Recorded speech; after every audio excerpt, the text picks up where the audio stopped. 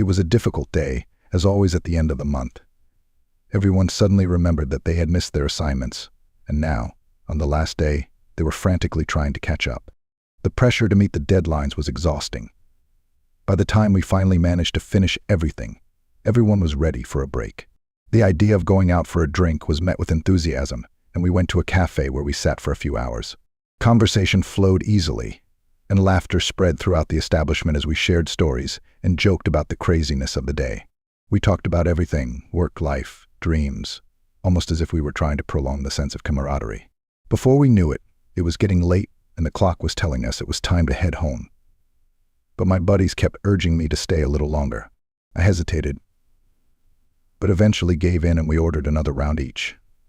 Eventually, when I finally made it home, I was already tipsy, to say the least.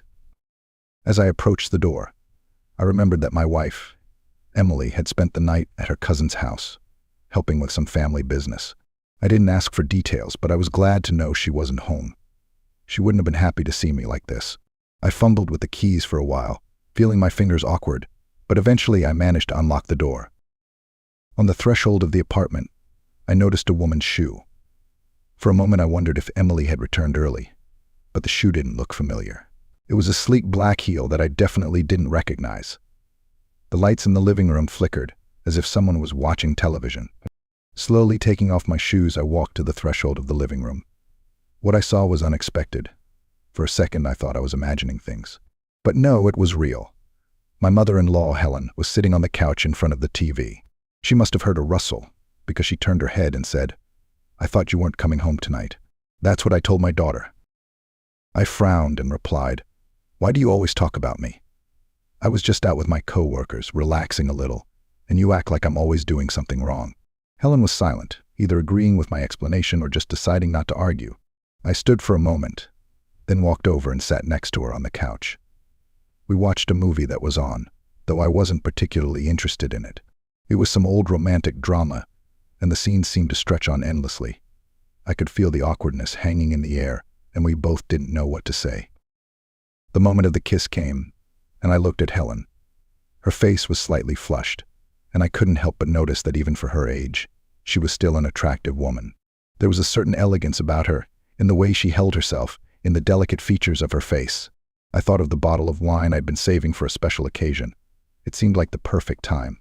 I stood up, took the bottle and poured each of us a glass. Helen looked at me disapprovingly at first, but then she accepted the wine and took a sip, which I thought relaxed her a little. The tension between us began to dissipate, replaced by a sense of familiarity. "You know, you're really beautiful," I told her, and she blushed. She looked away for a moment, her lips curving into a shy smile. I moved closer, feeling the warmth emanating from her body. She didn't pull away, she stayed put, and that was all I needed. I put my hand on her hip, feeling the softness of her robe, and she didn't resist. In that moment, everything else didn't matter. It was just the two of us, lost in a moment we hadn't expected. We sat like that for a while, the movie forgotten, wine glasses standing half empty on the table. I could feel my heart pounding, each beat echoing in my ears. Helen looked at me, her eyes searching mine, as if trying to decide what to do next. Slowly she leaned over and touched my cheek, hesitantly at first, then more and more confidently. I could smell the wine on her hand, feel the warmth of her breath. It was intoxicating, more so than any drink I'd had that evening. We pulled away from each other for a moment, both of us breathing heavily. I could see the uncertainty in her eyes, the conflict. "Are you sure about this?" I whispered, my voice barely audible. Helen hesitated, then nodded, her expression softening. She placed her hand on my cheek and ran her thumb over my skin. There was a tenderness in her touch that made my chest ache. We moved toward each other again, our bodies pressed against each other, and I felt a rush of emotion and warmth. Fear, desire for adventure, all of them blended into a heady mixture. There was no turning back now, no doubts. At that moment we were just the two of us, surrendering to what we both wanted but didn't expect. The world outside the window seemed to dissolve, leaving only the warmth of her body, the softness of her touch, and the quiet intimacy of the room. The night dragged on, each minute replaced by another, and we lost ourselves in each other, in the connection that neither of us had expected but that both of us needed.